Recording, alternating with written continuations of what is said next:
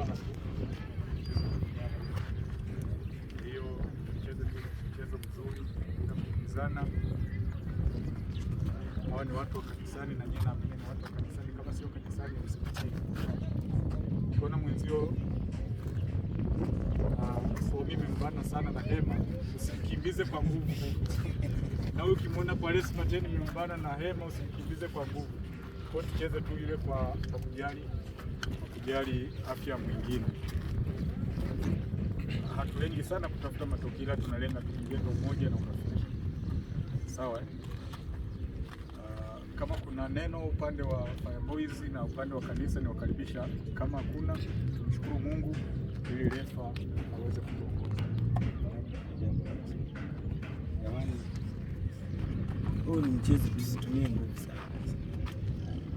Burudani. Kuna watu huko yani mpira wana siku nyingi hawajauona na rangi gani. Sasa wanakuja kuonea hapa kwa kimkimi. Ndio leo mtoka. Amini. Kwa hiyo kitu kama na yeye najua mpo kwenye mazoezi kwa hiyo. Hivyo. Kesho ni ibada pia, tusisahau kwamba tumaliza leo, kesho Jumapili tunakuwa wapi? Kanisani. Jamani, karibuni sana. Pia baada ya mchezo tutapata nafasi ya kuzungumza, maana tukitoka hapa zote mbili tutaenda kupata chakula pale kanisani. Kwa hiyo tutapata nafasi pia ya kuzungumza. Sawa? Sawa. Kuna neno upande wa Fireboys.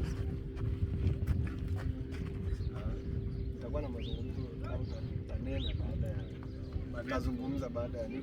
Baada ya mechi. Ila mtufunga amni.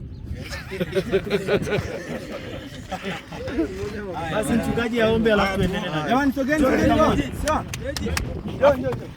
Tutapiga picha ya pamoja, tuna kamera kabisa itakuwa nini. Na drone itakuwa inapita juu, kwa hiyo usishangae hapo goalkeeper usishangae mpira ukapita hivi. Itakuwa live. Itakuwa live YouTube, tutawapa channel. Tutakuwa mnajiona. Tujipange basi. Tukae kwa hivi. Na sisi twende hivi.